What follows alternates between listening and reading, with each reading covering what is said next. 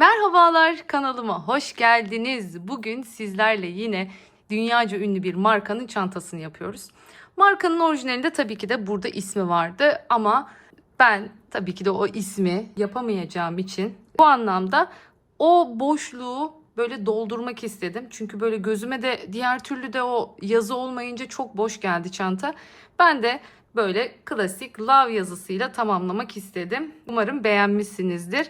Bu şekilde yaptım. Altında bir 5 milimlik hasır kullandım. Hasır ip kullandım. Bu jut halatların 5 milim ince olanlarından. Siz dilediğiniz gibi isterseniz siz normal herhangi bir kağıt ipin üzerine de sarabilirsiniz. Hani böyle çok katlı yapıp rafyaların üzerine de sarabilirsiniz. Tamamen size kalmış bir durum.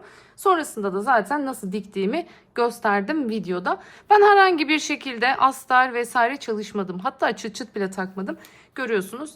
Tamamen orijinaldeki gibi boş bıraktım. Ancak isteğe bağlı artık kime nasip olacaksa bu çanta onun isteğine bağlı astar yapabilirim. Çıt çıtını takabilirim. Ben bu haliyle sizlerle paylaştım. Siz de dilediğiniz gibi çantayı tamamlayabilirsiniz. Öncelikle gördüğünüz üzere Milano rafya ile ördüm bu çantayı. Orijinaldekiyle yakın bir görüntü elde etmek istedim. Hem de zaten halihazırda file bir çanta. Bunu dilediğiniz gibi alıp eğer hiçbir şekilde başka bir şey eklemeyecekseniz olduğu gibi makinede bile yıkayabilirsiniz. Yani o kadar güzel bir ip o anlamda gönül rahatlığıyla yazlık çantalar özellikle plajlık çantalarınızda uygulayabilirsiniz bu ipi. Çantamda tam 170 gram Milano rafya kullandım. 170 gramlık bir ip sizin için yeterli olacaktır. Bu durumda 2 adet almanızı tavsiye ederim. Çünkü siz küçük yüzlük bobinler olarak alıyorsunuz. 2 adet aldığınızda hatta üstüne ipiniz bile kalacaktır. O anlamda içiniz rahat olsun. Hemen ölçülerini de vermek istiyorum. Şöyle yüksekliğimiz 37 santim. Şöyle kaydırayım göstereyim size de. Yüksekliğimiz 37 santim. Çantamızın eni ise 33 santim. Onu da şöyle çekeyim. Bakın şöyle 33 santimlikte bir enimiz var. Hemen sap ölçüsünü de vermek istiyorum. Şimdi sapımızı şuradan itibaren diktik. Bakın tam şu hizadan diktik. O yüzden buradan itibaren ölçeceğim sizler için.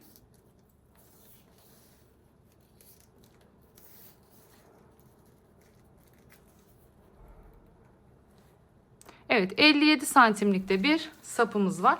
Oldukça güzel, kullanışlı bir çanta oldu. Ben çok beğendim. Umarım siz de beğenmişsinizdir ve benimle bu çantayı örmeye karar verirsiniz. İşleme kısmı birazcık el oyalıyor ama onun dışında gerçekten yapımı çok keyifli. Hemen bir günde örüp takabileceğiniz, hiç örgü örmeyenlerin bile çok rahatlıkla yapabileceği bir çanta. Çünkü sadece trabzanlardan ve sadece şurada da sık iğneden oluşuyor. Onun dışında hem çok kolay üretebileceksiniz, hem çok kolay ilerleyecek bir model, hem de aynı zamanda yapımında çok fazla teknik işlem yok. Ama şunu unutmayın, her detayı ben normal orijinaldeki gibi çalıştığım için özellikle videoyu adım adım takip etmenizi tavsiye ederim. Çünkü trabzanlarımız var ama araları var. Tığ numaralarımız, tığ ölçülerimiz.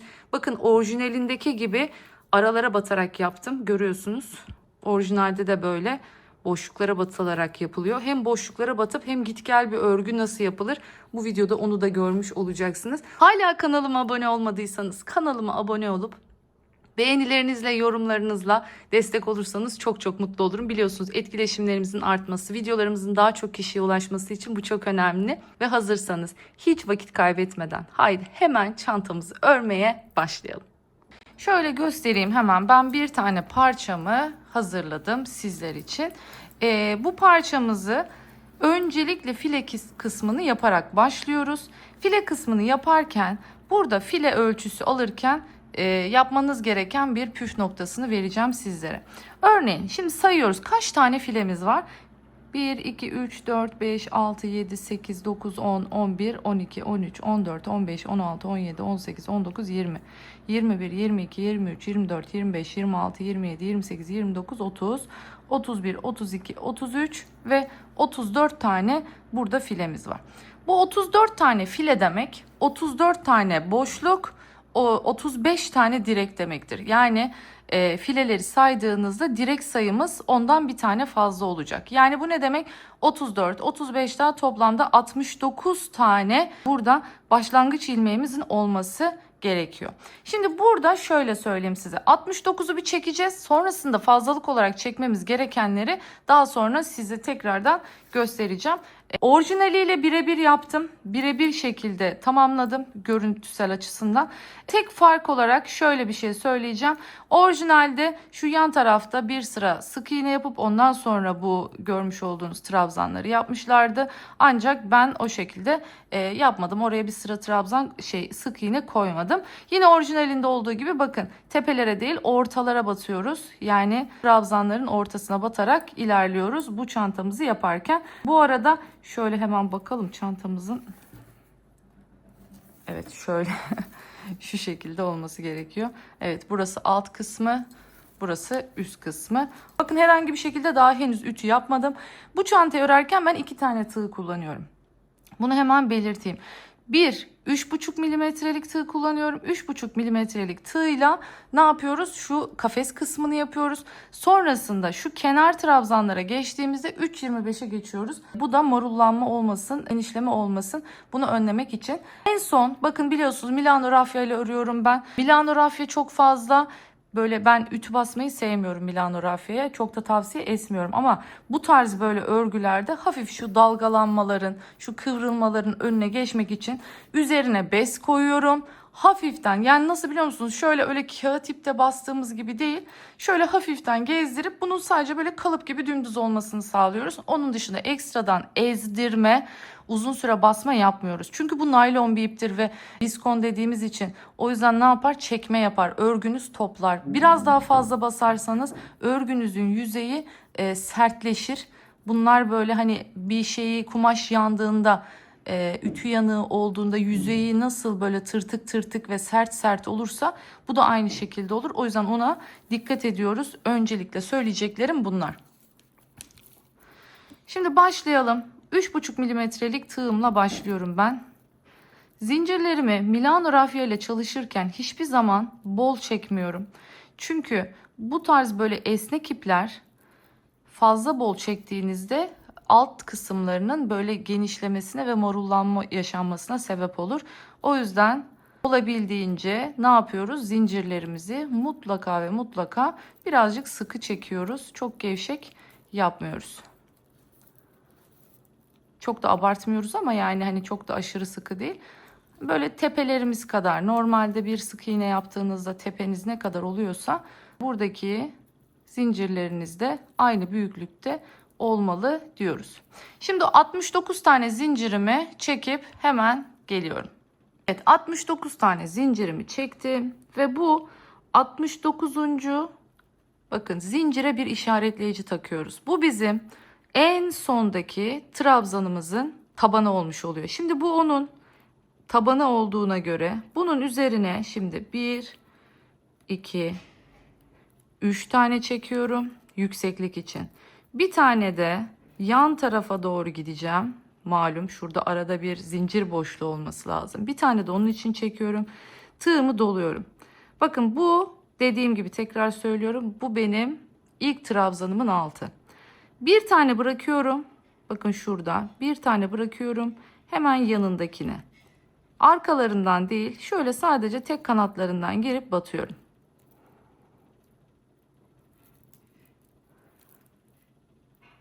Bir tane çektim.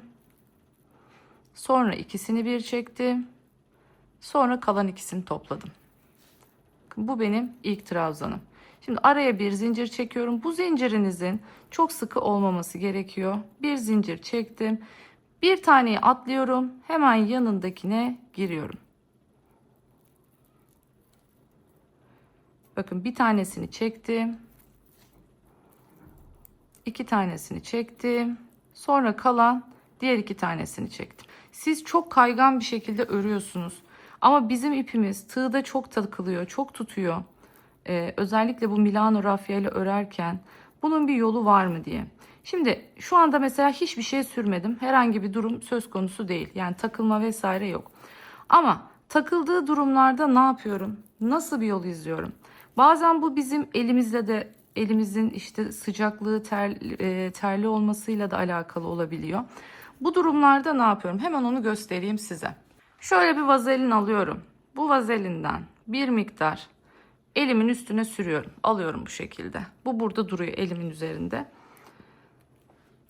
Daha sonra örgümü örerken diyelim ki işte tığım artık kayganlığını yitirdi ve tutmaya başladı. Hemen şuradan alıyorum. Şöyle hafif elimin üstünde şöyle bu vazelinden tığımı bir miktar alıyorum. Ve örmeye başladığınızda göreceksiniz tığınız gayet son derece kaygan bir şekilde yoluna devam edecektir. Bu tarz rafyalarda etkili bir yöntem. Bu yöntemi kullanabilirsiniz. Elinizin üzerinde olması da ya da yanınızda herhangi bir şeyin üzerine de koyabilirsiniz. Ben direkt doğrudan elimin üstüne koyuyorum. Fazlasını da elimin üzerine yediriyorum. Hani tığımda çok yoğun bir vazelin olmasını istemiyorum. Sadece vazelinleyip hemen onu elimde fazlasını dağıtıyorum ve sonrasında bakın elimin üzerinde bu şekilde kalıyor. Bu da benim örgümü etkilememiş oluyor. Şöyle görüyorsunuz. Birer zincir atlayarak, birer zincir alttan atlayarak trabzanlarımla bakın bir kere doluyorum. Ama aynı ikili trabzanda değil de böyle üçlü trabzanda olur gibi 3 seferde çekiyorum. Daha uzun uzun direkler elde etmemi sağlıyor bu. Çünkü şimdi ben bu uzun direkleri şöyle de yapabilirim. Dilersen bakın ikili trabzanda şu şekilde şöyle yapabilirim. Ama burada örgüsüz çok uzun bir şimdi kısım kalıyor ya. Burada önemli değil. Bakın burada bir zincire batıyoruz. Ama sonraki sıralarda boşluklara batacağımız için eğer bu üçlüyü yapmayıp ikili yaptığımızda bu örgü ister istemez bu aşağıya doğru çökme yapıyor. Bunun önüne geçmek için ne yapıyoruz? Hemen bunu sökelim. Onun yerine yine tek sefer doluyoruz ama 3 seferde çekiyoruz. Bakın birincisi sıkı oluyor. Aradaki ikinciyi uzatıyorum. Üçüncüsü yine sıkı oluyor. Böylelikle daha düzgün trabzanlar elde etmiş oluyoruz. Son kez gösteriyorum. Bakın birincisi sıkı, hiç uzatmadan çektim. İkincisini uzattım. Üçüncüsü yine sıkı. Bu şekilde trabzanlarımı yapıp geliyorum. Evet, geldik şimdi sıranın sonuna. Tekrardan 1, 2, 3 zincir çekiyorum ve dönüyorum. Tığımı doladım. Şimdi bakın ortalara batarak gideceğimiz için artık benim bunu buraya girmem lazım bir kere. O yüzden bir tane trabzan yapıyorum buraya. Trabzanlarım bakın hep aynı şekilde, hep üçlü olacak. Şimdi bir zincir çekiyorum.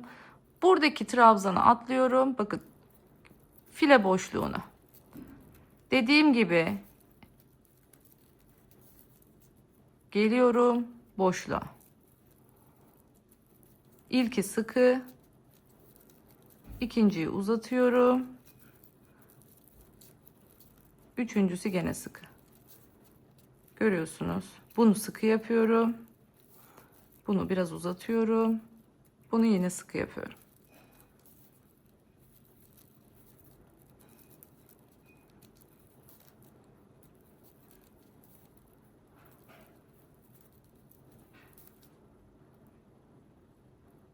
Bu şekilde hep boşluklara batarak ilerliyoruz.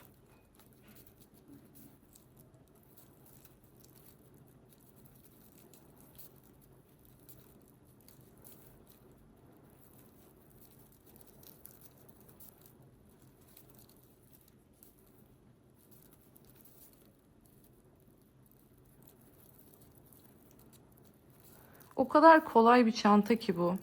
Yani ben sadece bir yüzünü hemen oturduğum bir akşamda yaptım.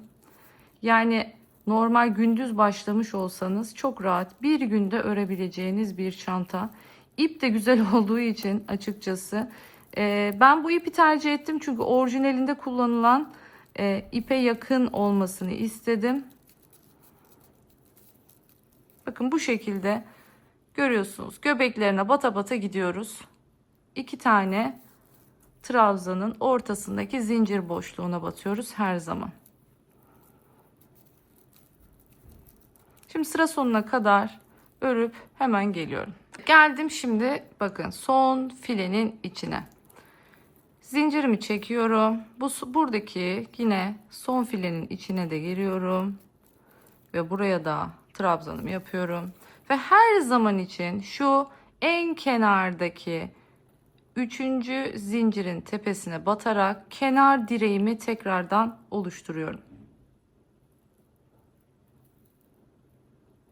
Bakın 3. zincire girdim. 1, 2, yine 3 seferde çektim. Şöyle bir görmenizi istiyorum. Başlangıçta bakın bir sırada her şey normal file halinde.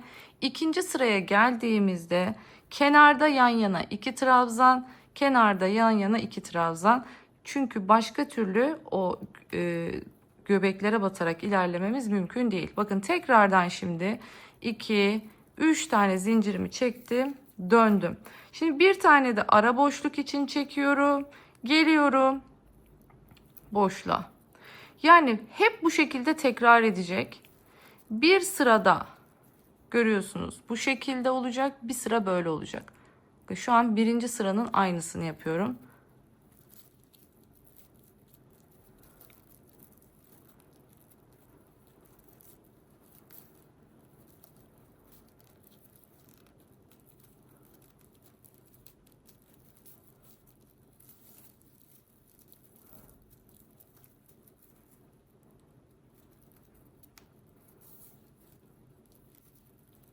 Görüyorsunuz. Sadece filelerin arasındaki boşluklara batarak ilerliyorum. Bakın şöyle istediğim zaman tekrardan şu şekilde tığımı daha kaygan bir hale getiriyorum.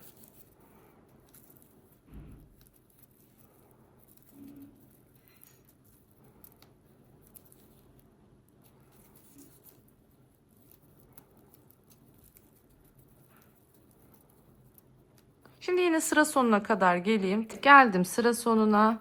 Bakın en son görüyorsunuz. Şu bir tane trabzanı atlamış oluyoruz. Yanındaki son trabzana yani 3. zincire giriyorum. Ve buraya yine üçlü trabzanımı yapıyorum. Bakın görüyorsunuz. İlk sıra, birinci sıra, üçüncü sıra, beşinci sıra, yedinci sıra. Yani tekli sıralar böyle olacak. Çiftli sıralar böyle olacak. Bakın tekrar gösterelim. 1, 2, 3 zincir çektim. Döndüm. Şimdi önümde görüyorsunuz. Bir boşluk var bu sefer. Boşluk gördüğüm için bu boşluğa ne yapıyorum? Hemen trabzanımı yapıyorum. Bakın aynı ikinci sıradaki gibi. 2, 4, 6 da aynen bu şekilde devam edecek. Şimdi doğrudan artık tekrardan boşluklara batmaya devam ediyorum. O kadar çabuk bir şekilde bitiyor ki gerçekten. İp zaten çok keyifli, çok hızlı örülüyor. Elinizi kesinlikle yormuyor. Üstüne üstlük bir de file örüyorsunuz.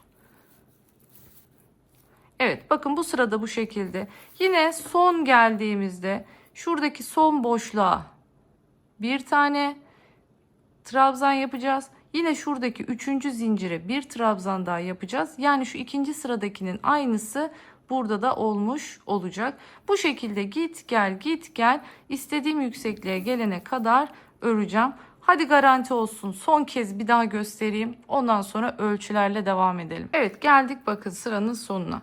Şimdi bir tane zincirimi çektim, tığımı doladım, geldim buradaki boşluğa, trabzanımı yaptım, bir daha doladım. Şimdi bir de buradaki 3. zincire yine geldim, trabzanımı yaptım. Bakın böylelikle ikinci sıranın aynısını burada oluşturmuş olduk. Şimdi hemen ölçüleriyle devam edelim. Evet, şu şekilde elimizi ölçelim. Evet, 31 buçuk gibi bir santime karşılık geliyor bu Dediğim gibi Milano rafya ile yaptığım için. Siz eğer ki normal başka bir rafya kullanacaksanız o zaman siz santimi baz almanız gerekiyor. Yani sizin ölçünüzde dediğim gibi baştan zincirlerinizi çekin. Filelerinizi kurmaya başlayın. Ölçün sonrasında böyle 31-32 santimlere geldiğinizde bırakabilirsiniz bu şekilde. Peki yükseklik nereye kadar yapacağız? Kaç santim olana kadar yapacağız? Bakın yüksekliğimizde yine evet 31 santim olana kadar, bakın şurada bitiyor filelerimiz. 31 santim olana kadar da filelerimize devam ediyoruz. Benim kaç sıraya denk gelmiş ona bakalım. 1, 2, 3, 4, 5, 6, 7, 8, 9, 10, 11, 12, 13, 14, 15, 16, 17, 18, 19, 20, 21, 22. 22 sıra örmem bana tam olarak yetmiş. Bu şekilde önce file kısmını bitirip geliyoruz. Evet, şimdi bakın 22 sıramı tamamladım. Sıranın sonuna geldim. Şimdi tığımı küçültüyorum artık ve tekrardan 1, 2, 3 tane zincir çekiyorum ve dönüyorum.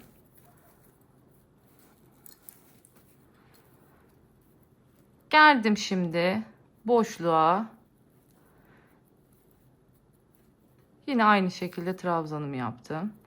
Şimdi geldim trabzanın tepesine yaptım. Boşluğa yaptım. Bakın burada trabzanın tepesine batarken nereye battığımı göstermek istiyorum. Bu kısım önemli. Tığımı küçülttüm. Tığımın numaramı küçülttüm. Unutmayın. Şöyle batarken arkadan şöyle giriyorum. Bakın trabzanın göbeğine giriyorum. Yani sadece tepesine girmiyorum. Bunu yapmamın sebebi de örgümün kayma yapmaması için. Bir tane boşluğa, bir tane bakın şurada, normalde tepesi burası, buraya değil. Şunu da alaraktan giriyorum. Böylelikle tam ortaya girmiş oluyorum.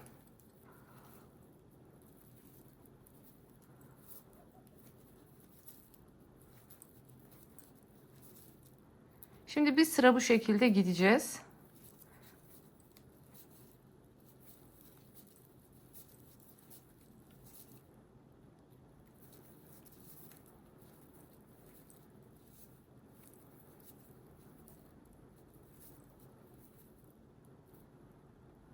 Bir tane boşluk, bir tane trabzan. Şimdi sıra sonuna kadar örüp geliyorum. Geldim sıranın sonuna. Bir tane boşluğa yaptım. Şimdi üçüncü zincire girip burayı da yapıyorum ve artık burada ipimi kopartıyorum.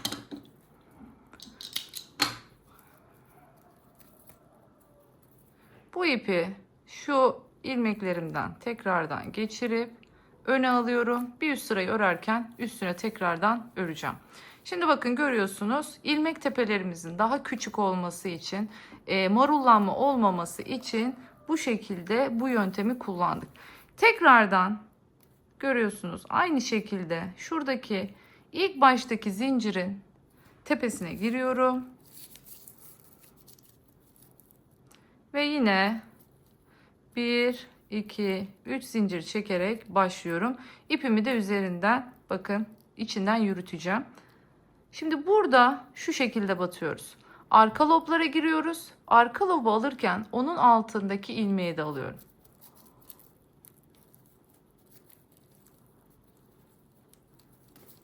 Bakın tekrar gösteriyorum. Sadece şunu almıyorum.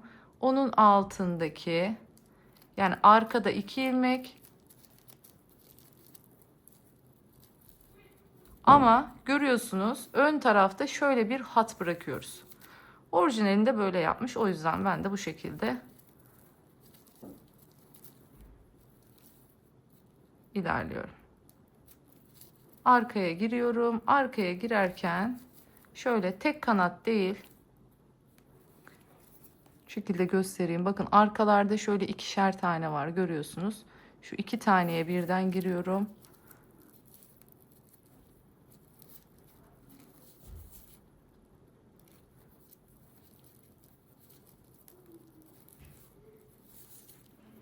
Devam ediyorum bu şekilde. Hep arka loblara batıyoruz.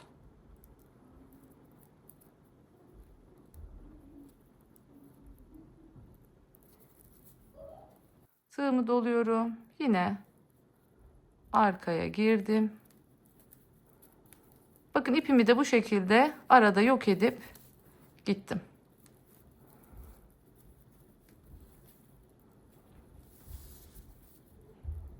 Altta üstte filenin devamına bu şekilde 2 sıra ekleyeceğiz. Aynı şekilde ekliyoruz. Hep yüzünden olacak bunlar. Ters yüz görüntüsü olmasın diye.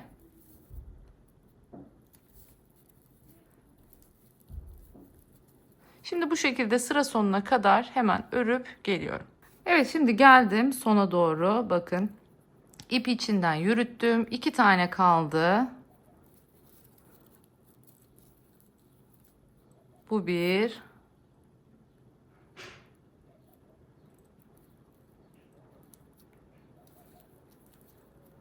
Bu da 2. Evet. Yine aynı şekilde ipimi kesiyorum. Bu sefer burada kalsın. Çünkü bunu bu tarafa yürütemem artık. Üzerine file gelecek. Bakın bu şekilde görüyorsunuz. 2 sıra boyunca trabzanımız olmuş oldu. Şimdi başlıyorum. Bu sefer aynısını buradan yapmaya.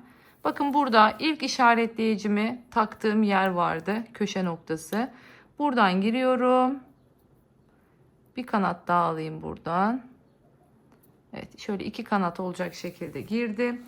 Dikkat edin, burası yüzü ya. Aynı şekilde aynı yüzden devam ediyoruz.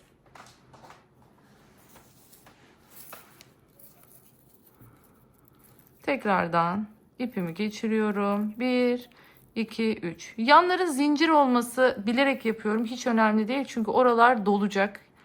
Bunlar normal trabzanların altında kalacak.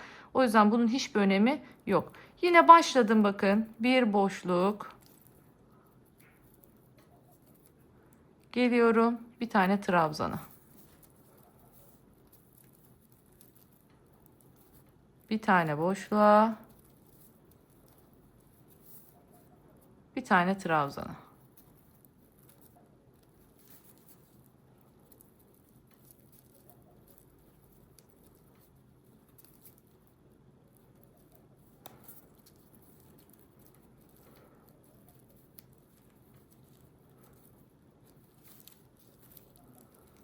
Aynı şekilde. Buraya yaptığımızın aynısını yapacağız. Yine bir sırayı bitireceğim. İpimi keseceğim. Sonra tekrar başlayacağım buradaki 3. zincirin tepesinden. Bir sıra daha bitireceğim ve buraya kadar geleceğim. Buraya geldikten sonra dönme sıramıza geçiyoruz. Yani en son hepsinin etrafından bir sıra dolaşılacak. Oraya kadar örüp geliyorum. Oradan sonra devam edelim. Evet, şimdi geldim bakın köşeye. Artık buradan sonra normal tur atmaya, dolaşmaya başlayacağız birlikte.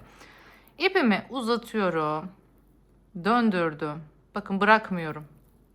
Alıyorum buradan ilmek. Boşluktan geçiriyorum. İkisinin içinden geçirdim. Bakın böylece bir trabzan elde etmiş olduk. Şimdi geliyorum buradaki trabzanın boşluğuna. 1, 2 ve 3. Tekrar doluyorum. Aynı boşluğa tekrar giriyorum. 1, 2 ve 3. Şimdi geliyorum ek yerine. Bakın 2 tane trabzanın tam orta noktasına geliyorum. Girdim buraya. 1, 2, yine 3 seferde çektim. Şimdi sıradaki trabzan. Geldim buraya. 1, 2, 3 seferde. Hemen aynı trabzanın göbeğini bir daha 3 seferde çektim. Yine geldim ek noktasına. Artık buradan itibaren burada bir ipim vardı. Onu da yürütüyorum bu şekilde. Şimdi geldim sırada trabzanım var. 1,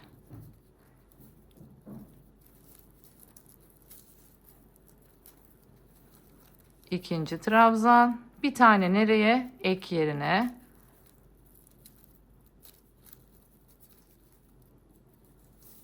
Şimdi geldim. Bakın buradaki trabzana. Bir.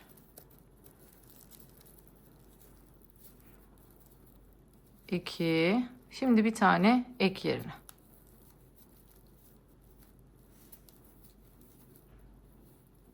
Bakın bu şekilde ilerliyoruz. Hiç kasma yok. Bollaşma yok. Böyle 2 tane boşluklara bir tane şu kesişim noktasına.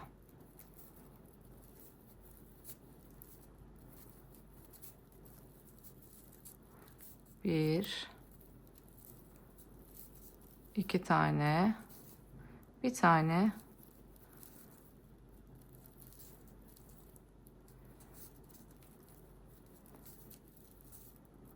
Şimdi bu şekilde sıra sonuna kadar gidelim. Orayı bir tekrardan göstereyim. Sonra döneceğiz ve yolumuza fileyle devam edeceğiz tekrardan. Çünkü örneğin orijinalinde en alt kısımda ve en üst kısımda file var. En kenarı fileyle dolaşmış.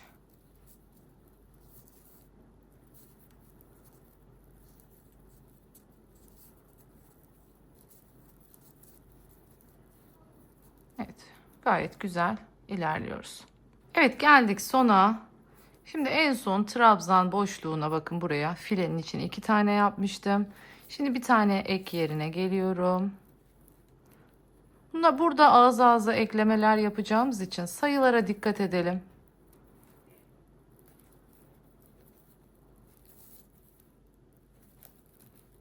Şimdi zincir boşluğuna bir,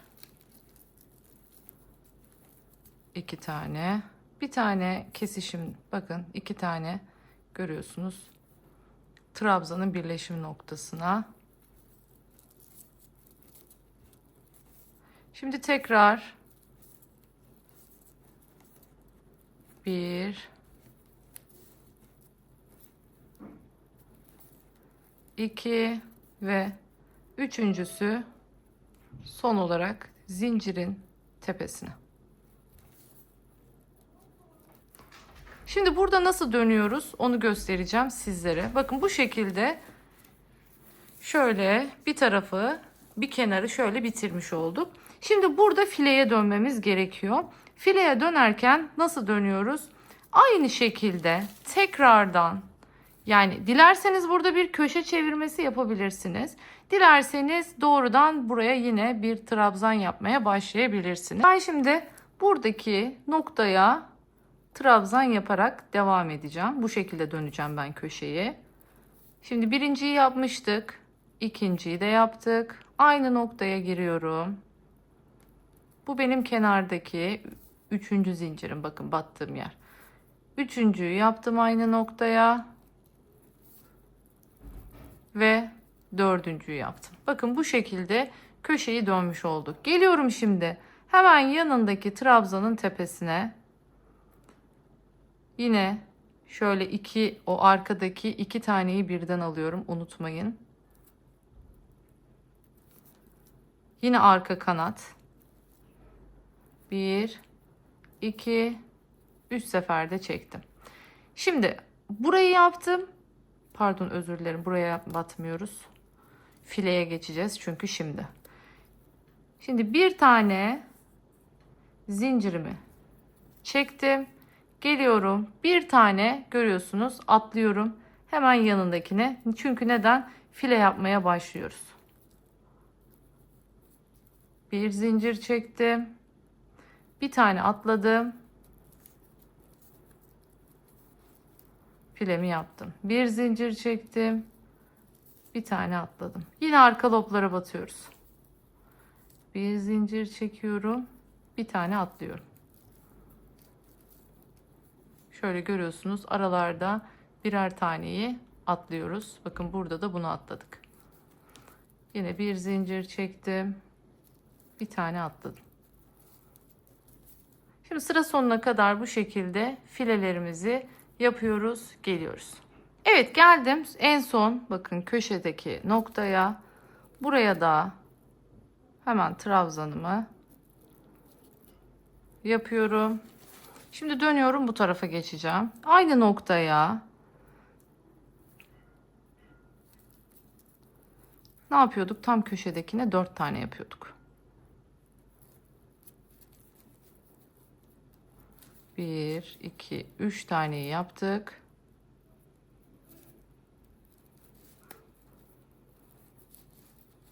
Şöyle 4 taneyi yaptım. Ne yaptım? Trabzanın boşluğuna. 1, 2, bir tane ek yerine. Yine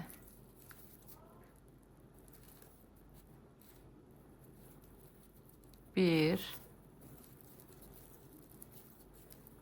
2, bir tane ek yerine.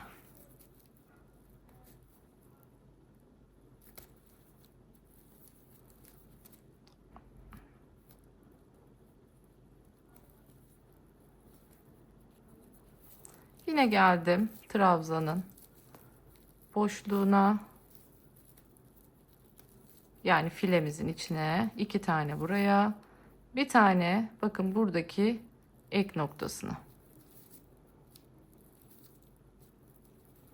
Yani ek derken 2 sıranın tam ortası, onu kastediyorum. Hemen geldim, devam ediyorum. 1, 2, fileye bir tane ek yerine. Evet, bu şekilde şimdi buraya kadar gelelim. Şu köşeyi de tekrardan göstereyim. Ondan sonra artık finale doğru yaklaşıyoruz. Çantamızın parçaları tamamlanmış olacak. Gerçekten büyüklüğü çok güzel oldu. Çok ideal oldu. Olabildiğince orijinaline yakın yapmaya çalıştım sizler için. Sonrasında şöyle hemen saplarına geçeceğiz. Zaten iki parçamız doğrudan birleştiriliyor alt kısmından. Yan körüğü olsaydı evet daha büyük, daha kullanışlı bir çanta olabilirdi. Ama ben orijinaline sadık kalacağım. Siz dilediğiniz gibi yan körük hazırlayabilirsiniz bu çantaya. Evet, geldik yine bakın tam köşe noktasına. 2 tane file boşluğuna yaptım. Şimdi nereye giriyorum? Buradaki 3. zincirin tepesine. Buraya kaç tane yapıyorduk? 4 tane.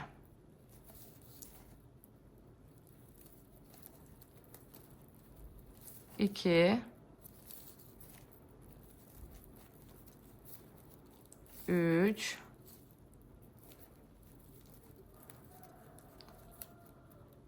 dört. Hemen bir tane zincir çekiyorum. Şimdi burada şuraya batmam gerekiyordu normalde. Yanındakine. Yine arka lobundan.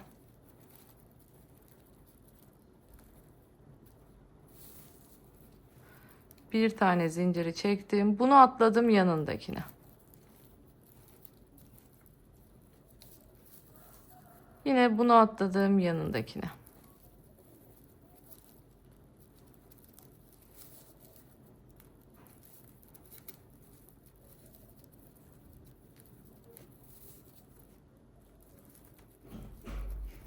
Artık çok az kaldı. Şimdi şu köşeye kadar öreyim. Burayı nasıl bitiriyoruz onu göstereceğim ve artık çantamızın ön ve arka parçası tamamlanmış olacak. Evet, geldim tam köşe noktasına bakın. Bir tane başlangıçta batmıştım. Şimdi dönüşte de battım. Geriye kaldı 2 tane. Köşede biliyorsunuz 4 tane olması gerekiyordu. Şöyle. Evet. Birleştiklerinde 4 tane olmuş olacak. Şimdi artık burada ipimi kesiyorum. Burada şimdi bu ilk yapmış olduğumu atlıyorum. Hemen yanındaki ikincinin tepesinden girip ipimi çekiyorum. Bu yapmış olduğum buradaki ilmek kaydırma ilk yapılanın tepesine denk gelmiş olacak. Böylece hem göz sayım değişmeyecek hem de görüntü açısından daha düzgün bir görüntü elde etmiş olacağız. Şimdi bakın burada ipin çıktığı nokta şurası, görüyorsunuz. İp buradan gelmiş. Bu ipin geldiği yer, yani burası. Buraya arkadan giriyorum. ipimi buraya çektim. Şimdi de bu şekilde bu ipinizi isterseniz içinden yürütebilirsiniz, isterseniz örerken birleştirebilirsiniz. Tamamen size kalmış. Şöyle gösteriyorum. Bakın aynı parçadan bir tane daha yapmış olduk. Tekrardan 3,5 milimetrelik tığıma geri dönüyorum.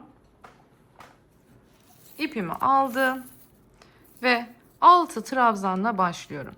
Şimdi bir zincirimi çektim. Devam ediyorum. 6 tane zincir çekiyorum burada. 6 tane trabzanla ilerleyeceğim. 1, 2, 3, 4, 5, 6. 1, 2, 3, 4, 5, 6 tane.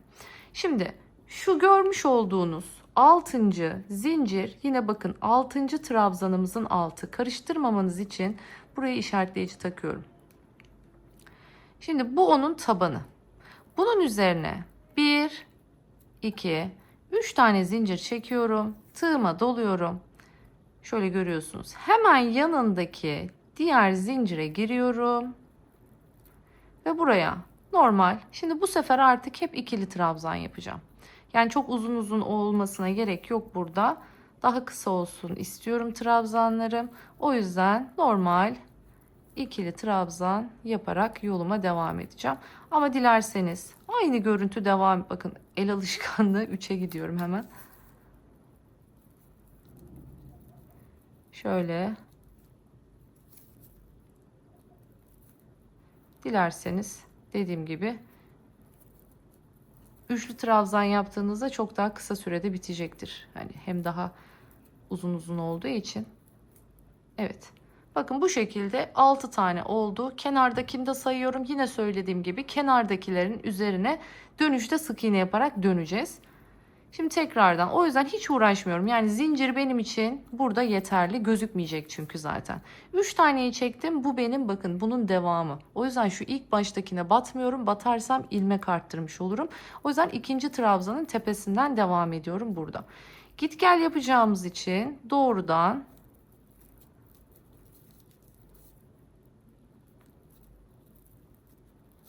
tepelerine batmam yeterli.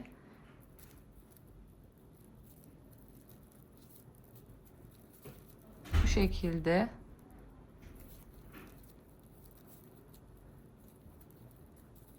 Şimdi geliyorum. Buradaki ilk kenarda yapmış olduğum zincirin 3. zincirine de giriyorum ve buraya da trabzanımı yapıyorum. Bakın onlara batılınca zaten sıkıntı olmuyor. Tekrar 1, 2, 3 tane zincirimi çektim, döndüm. Birinci trabzana batmıyorum. İkinciden başlıyorum batmaya. 2 seferde çekiyorum. Şimdi bu şekilde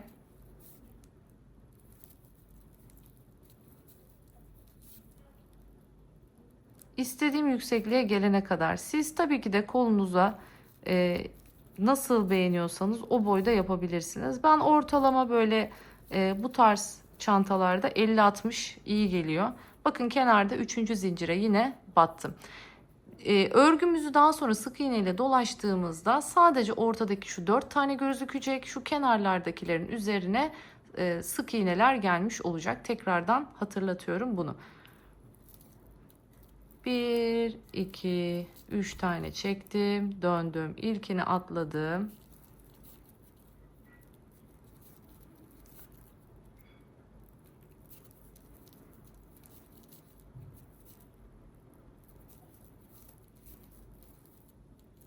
Şimdi ben bakalım istediğim boyu nerede yakalarsam oraya kadar öreceğim. Zaten size de hemen söyleyeceğim.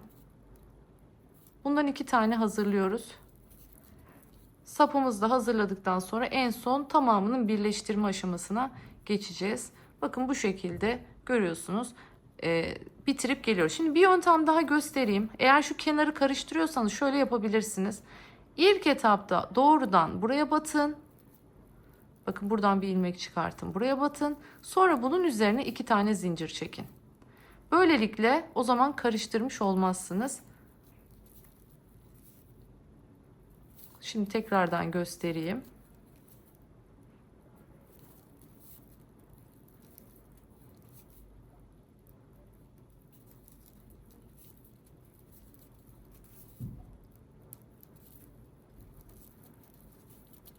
Bakın şimdi döndüm.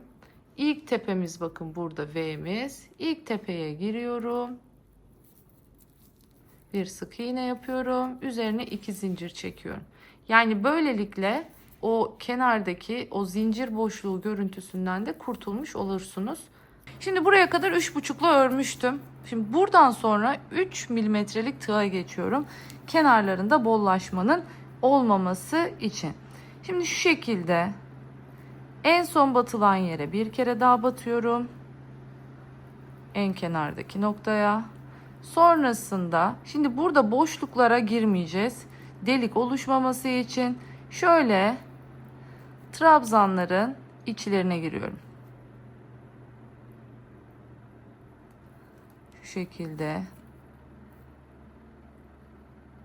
2 seferde giriyorum. 2 seferde de farklı yerden giriyorum. Böylelikle kenarda açılma olmamış oluyor. Şimdi yine 2 tane trabzanın tam kesiştiği noktaya bir tane.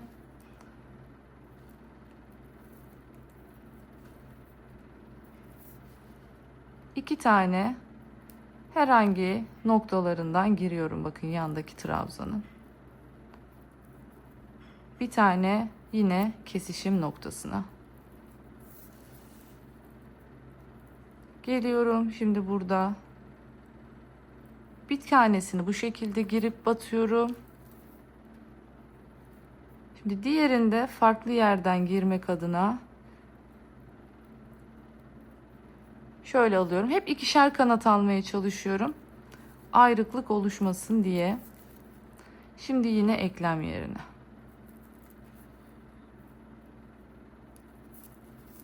Zincir olana batmak daha kolay. Çünkü rahat bir şekilde zaten 2 tane zincir var yanda. Birine batıyorum bakın. Bir tane de diğerine batıyorum.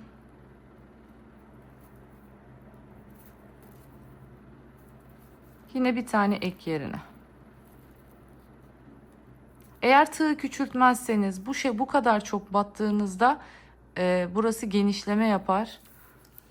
Buna dikkat edin. O yüzden mutlaka tığ numaramızı burada küçültüyoruz. Girdim bir tane.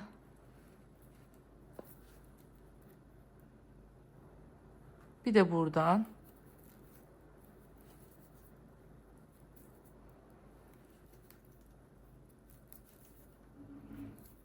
Ortadan.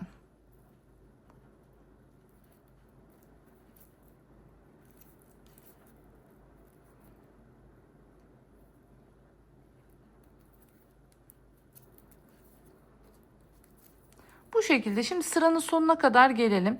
Yani her bir bölmeye 2 ortasına bir eklem yerine diyerekten batıyorum. Sıra sonuna kadar gelip sıra sonunda şu köşe dönüşünü nasıl yapacağız? Bu kısmı nasıl yapacağız? Hemen onu göstereceğim sizlere. Evet, 2 tane yandaki trabzanın göbeğine battım. Şimdi geliyorum tepesine. Şimdi buraya 1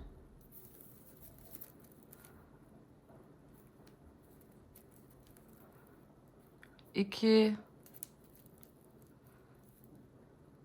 ve 3 tane batarak köşe oluşturuyorum. Sonra yanındakinden devam ediyorum.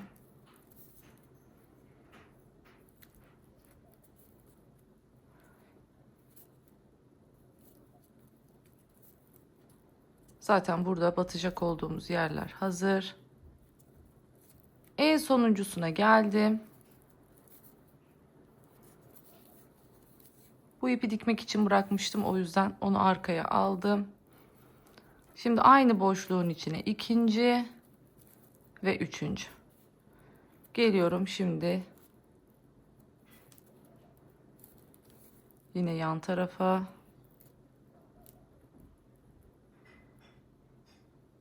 Farklı ilmekler almaya çalışarak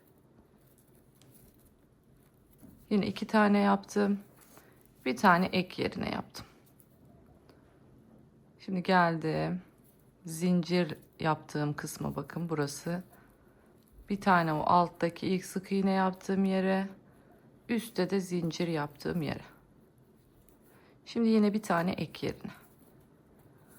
Bu şekilde. Şimdi diğer tarafını da dolaşalım. Aynı şekilde buraya geldiğimizde de köşeye 3 tane yapacağız. Ve bu köşeye geldiğimizde zaten bir tanesini yapmıştık. Kalan ikisini de yapıp artık bitireceğiz. Böylelikle saplarımız hazırlanmış olacak. Şimdi bütün parçalarımı bitirip daha sonrasında bu parçaları nasıl ütülüyorum size onu tarif edeceğim. Bakın Milano rafya ile çalışıyorsanız benim gibi ne yapmanız gerekiyor? Normal iplerle çalışıyorsanız ne yapmanız ve ne şekilde ütülemeniz gerekiyor? Bunun detayını vereceğim şimdi. Bu kısım çok önemli. Özellikle Milano rafyayı böyle üzerine ütü güzelce böyle basan şöyle sündürenleri görüyorum. Videolarını görüyorum. Kesinlikle yapmayın. O videolara görüp aldanıp yaparsınız. Ördüğünüz emeğiniz boşa gider. Hem örgünüz küçülür hem yüzeyi çabuk yapışır ve kötü bir hal alıyor rafya. Bunu yapmayın lütfen. O yüzden o kısmı detaylı bir şekilde şimdi anlatacağım. Ona göre çantalarınızı ütüleyebilirsiniz. Evet, şimdi artık tüm parçalarımız hazır. Bakın saplarımızı bu şekilde hazırladık. Sonrasında ön ve arka parçalarımızı da bu şekilde hazırladık. Şimdi artık hepsini birleştirme zamanımız geldi. Öncelikle şimdi birlikte ne yapacağız? Saplarımızı dikeceğiz. Daha rahat dikebilmek adına önce sapları dikeceğim. Sonra yanları birleştireceğiz. Şimdi saplarımızı dikerken nereden dikeceğiz onu göstereceğim sizlere. Şöyle bakın arkadan bunun şöyle şu file kısmı öne gelecek şekilde. Böylelikle hem fileden tutturmuş olacağım hem de şu alttaki trabzan sırasından tutturmuş olacağım. Şimdi hemen yerimi ayarlayayım ve size de sayı olarak, santim olarak nereye takmamız gerektiğini söyleyeyim. Evet, yerini hazırladım. Bakın buradan 1, 2, 3, 4, 5, 6 file. Buradan 1, 2, 3, 4, 5, 6 file kalacak şekilde güzelce iğneledim. Yerimi hazırladım. Aynısını diğeri için yapacağım. Şimdi ben 3 tarafını hemen dikip geliyorum. Bir tanesini de birlikte dikiyoruz. Evet, şimdi ben bakın bir tanesini böyle diktim. Diğerinin de tek tarafını diktim. Şimdi bunu birlikte dikeceğiz. Öncelikle en son örüp gelmiştim. Bakın ağız kısmını kapatmamıştım. Birlikte kapatacağız şimdi burayı. Şu şekilde bir sonrakinden girdim.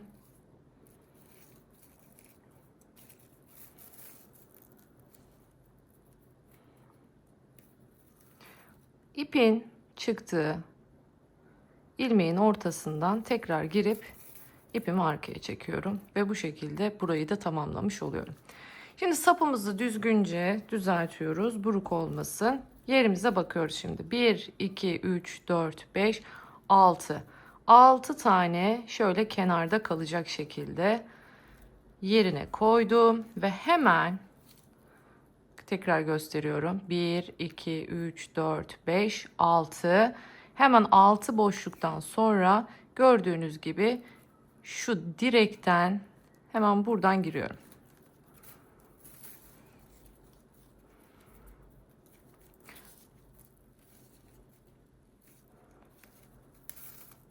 Şöyle trabzanların görüyorsunuz şu tam tepe boşluklarından ilerleyeceğiz. Hemen bir yanındakinden giriyorum. Burada da bir yanındaki ilmekten çıkıyorum. Hemen bir yanındakinden girdim. Burada da bir yanındakinden şuradaki tepe ilmeğinden çıktım. Bir yanındaki, bir yanındaki. Bu şekilde gidiyoruz. Hemen bir yanındaki.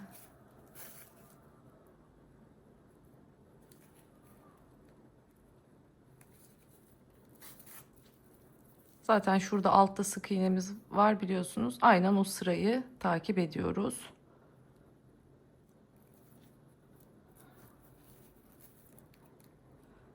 Hemen buradaki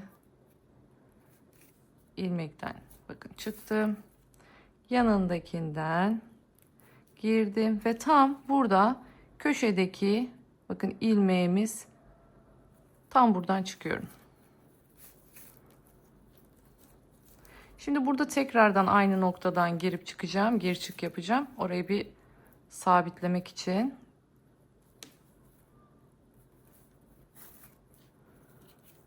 Şimdi hemen bir üstündekinden ve şuradaki trabzanımızın göbeğinden devam ediyoruz. Bakın önden gösterirsem daha rahat olacak. Şimdi buradan bir kenarı sabitliyoruz. Bu şekilde yukarı doğru çıkıyoruz şimdi.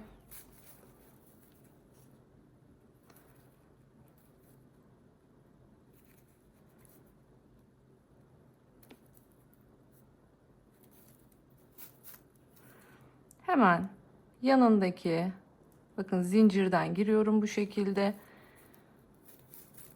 Üstteki trabzan sırasının bakın ikisinin arasındaki ilmek boşluklarından devam ediyorum.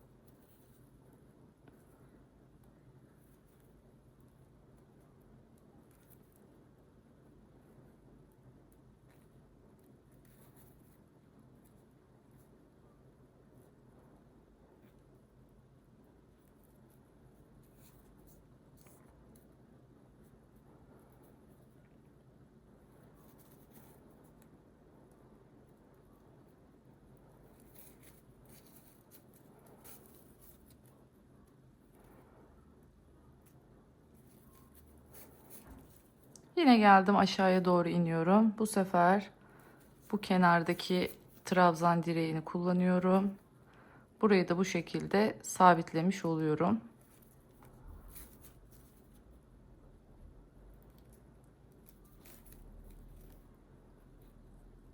En son köşedeki noktaya tekrardan giriyorum.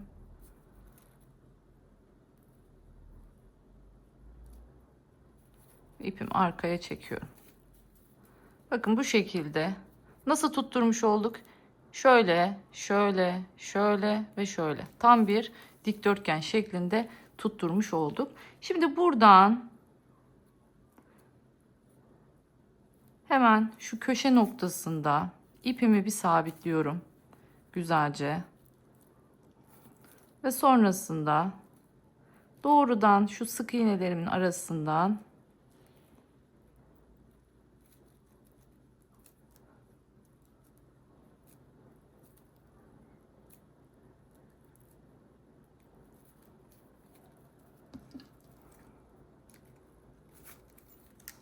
evet, ipimizi gizledik.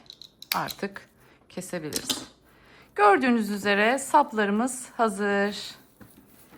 Örgülerimiz de hazır. Şimdi yanlarını ekleme zamanı. Şimdi burada eklerken iki tane yolumuz var.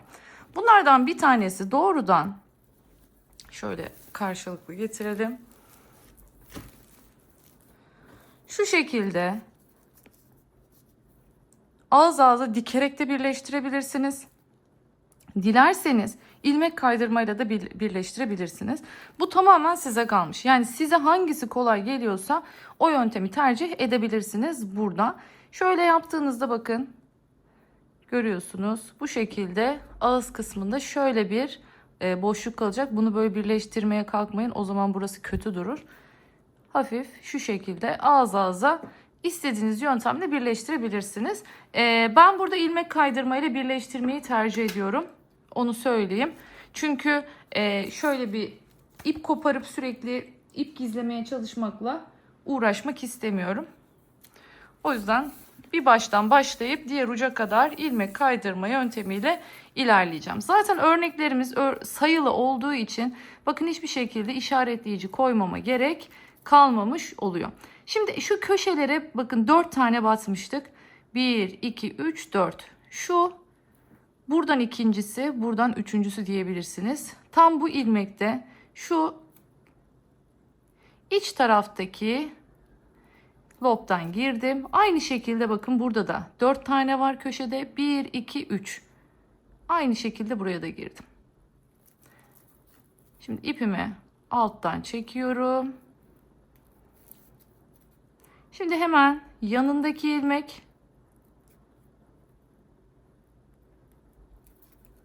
yine aynı şekilde burada da yanındaki ilmekten giriyorum. İpimi alttan çekiyorum. İlmek kaydırmamı yaptım.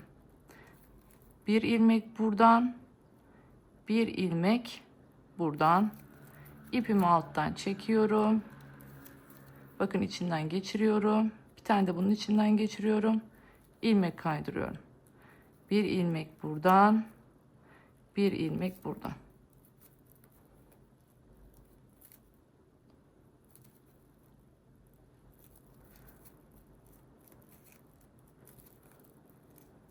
Bu şekilde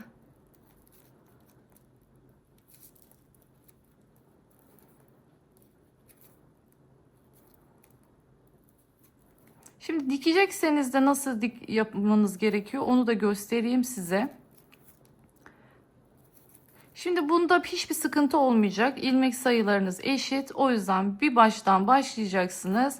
Bitiş diğer ağız kısmına kadar bu şekilde ilmek kaydırmayla yolunuza devam edeceksiniz. Bakın bu şekilde bir görüntü oluyor ek kısmında eğer böyle birleştirirseniz. Bakın şöyle göstereyim. Buradan bir lob, buradan bir lob. Yine aynı şekilde alıyoruz. Şu şekilde birer tane alıyoruz.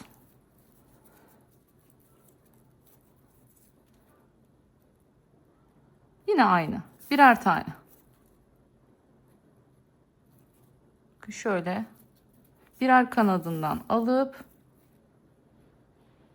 tabii şimdi bunun rengi farklı ip olduğu için dikişi daha rahat görebileceksiniz. Tamamen göstermek için yaptım.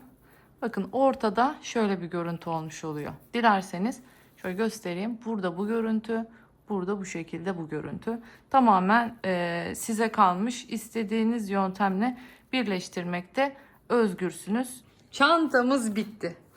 Diyorum ya, bu çantayı yapmak için gerçekten öyle örgü bilmeye falan gerek yok. Çok rahat bir şekilde sadece bu videoyla bu çantayı örüp, hatta bir günde örüp takıp çıkabilirsiniz. Evet, şimdi hatırlarsanız demiştim markayı yaptım ama sıkıntı olmasın diye markanın kendi orijinalini yapmadım demiştim. Sonradan da böyle çok boş geldi çantanın önü. Yazı koyarsam daha güzel olacak diye düşündüm. Ve ben bu şekilde bir love yazısı koymaya karar verdim. Bunun için şöyle bir ip kullandım. Jut ip vardı elimde. Yaklaşık böyle 4-5 milimlik bir jut ip bu. Bu ipin etrafını rafyanın kendisiyle doladım. Bakın şöyle görüyorsunuz.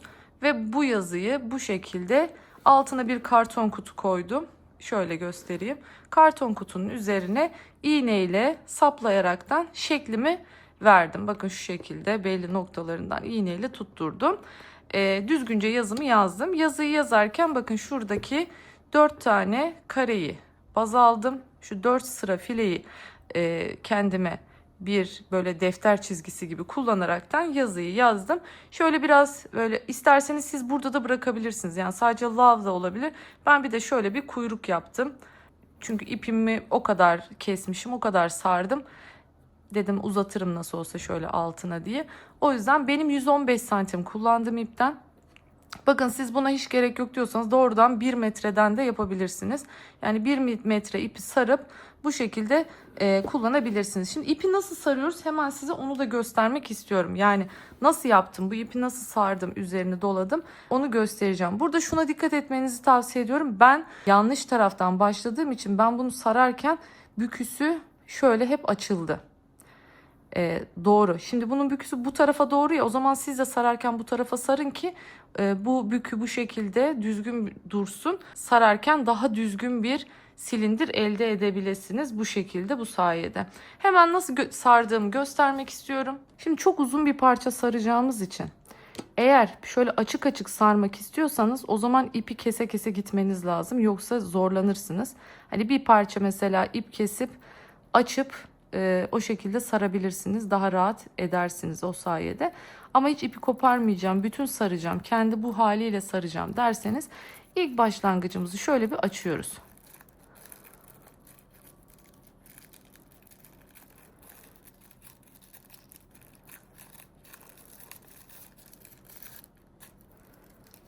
Şimdi şu şekilde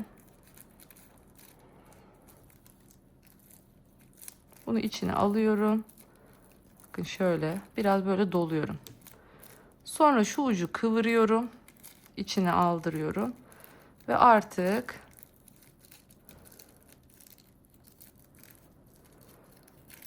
şöyle sarmaya başlıyorum. Bu sırada ipinizi önce keseceksiniz ve böylece ipi döndüreceksiniz. Yani bunu sabit tutacaksınız. İpinizi döndürerek ilerleyeceksiniz ve böylece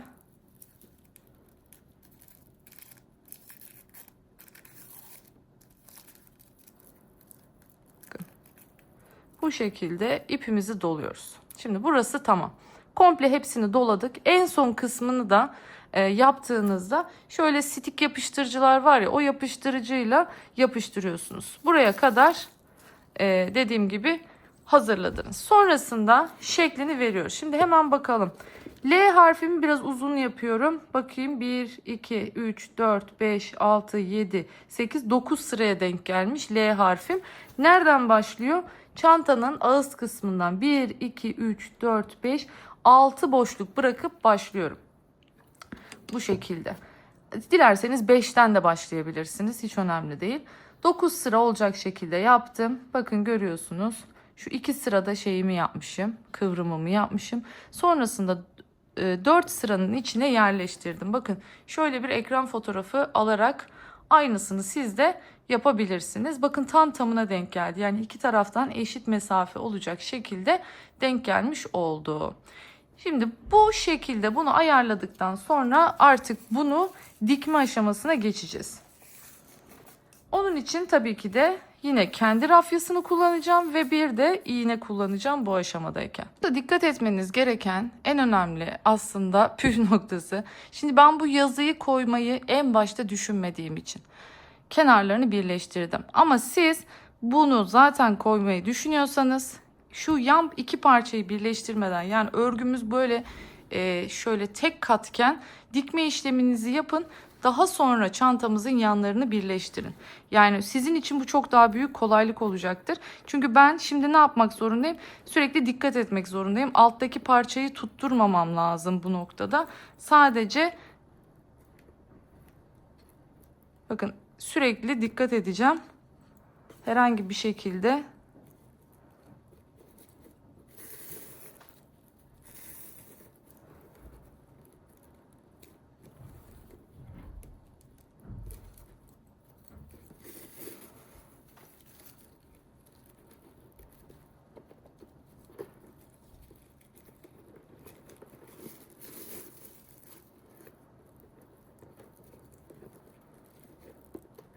şimdi şu kısmı sonra burayla hallederim. Bu kalan iple hallederim. Şimdi buradan yoluma devam edeceğim. Altındaki filelerden yardım alarak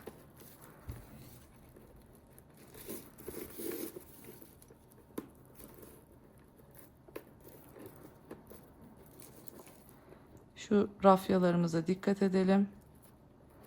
Düzgün olsun.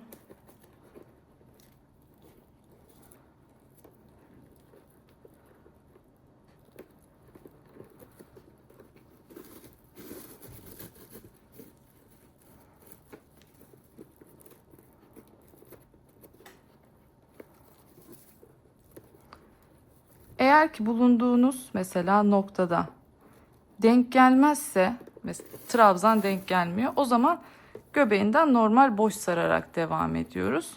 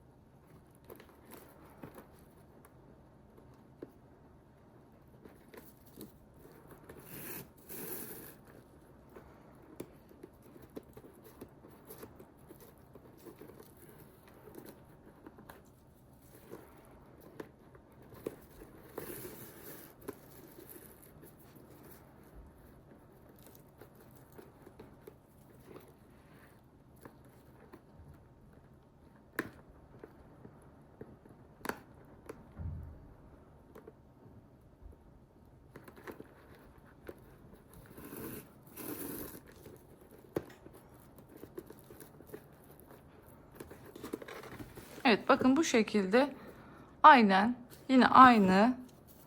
Bir yandan sarmış oluyorum bu sayede. Bir yandan örgüme tutturmuş oluyorum.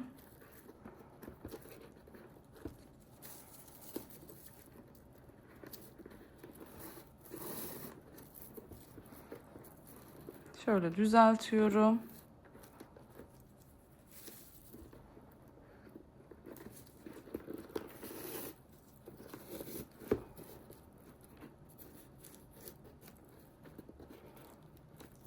Gergin bir şekilde dikiyorum.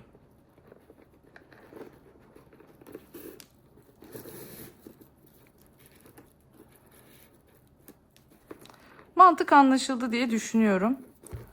Böyle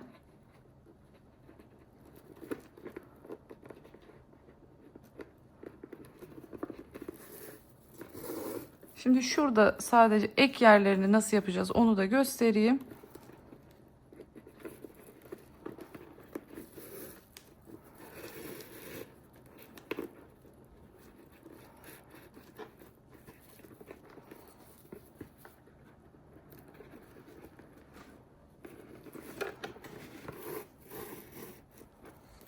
Şimdi öncelikle alttakini tutturuyorum bu noktada. Üsttekini bir tutturmuyorum. Bakın önce bir alttakini güzelce tutturuyorum. Sonrasında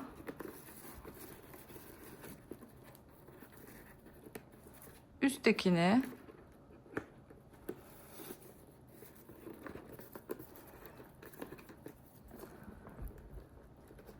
böyle çaprazlama gibi üsttekini altındakine, alttakini örgüye.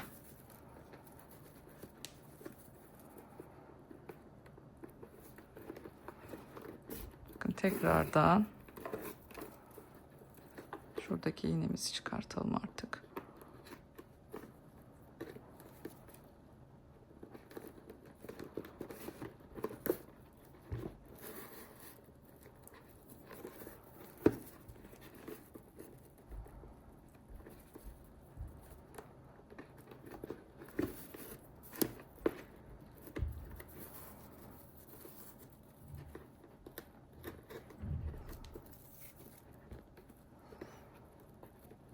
Evet.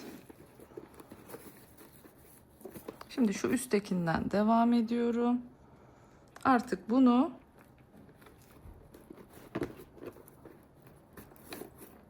örgüye tutturmaya başlıyorum.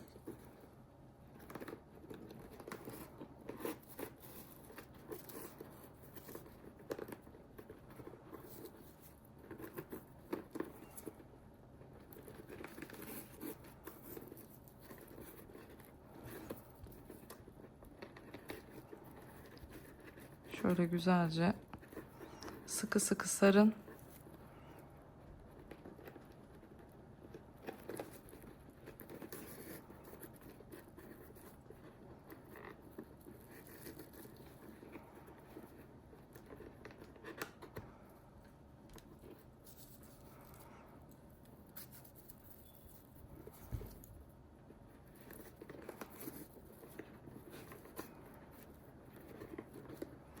Evet, görüyorsunuz.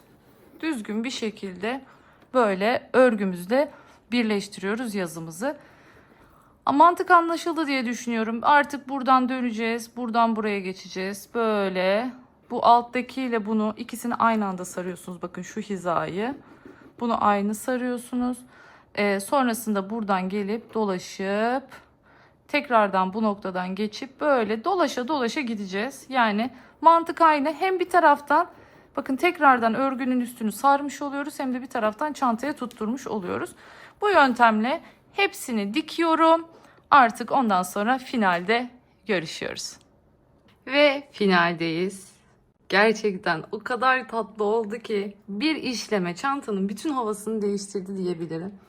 Gördüğünüz üzere ben hiçbir şey kullanmadım. Çıt çıt da takmadım. İsteğe bağlı. Tam şu noktaya çıt çıt takılabilir. Ben tamamen isteğe bıraktım. Artık tercih eden nasıl ederse. Astarlı isterse astarlı, astarsız isterse astarsız. Dediğim gibi çıt çıtlı isterse çıt çıtlı.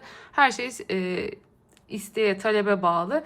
Ben gördüğünüz üzere hiçbir şey takmadım. Zaten bu şekilde uzun kese gibi bir çanta olduğu için siz dilediğiniz gibi tamamlayabilirsiniz. Ben de arzulandığı şekilde yapacağım sonrasında. Şimdi şöyle, şurada bir ipim kalmış. Hemen onu da keselim. Evet, kestim. Şimdi bu çantada ben bu görmüş olduğunuz üzere No 36 Milano Raffia'yı tercih ettim. Özellikle böyle her şeye yakışabilecek, istediğiniz her türlü kıyafetinize kombinleyebileceğiniz çok güzel bir çanta oldu. Çantamda tam 170 gram Milano Raffia kullandım. Yani 2 adet almanız yeterli olacaktır. Hatta ipiniz bile kalacaktır.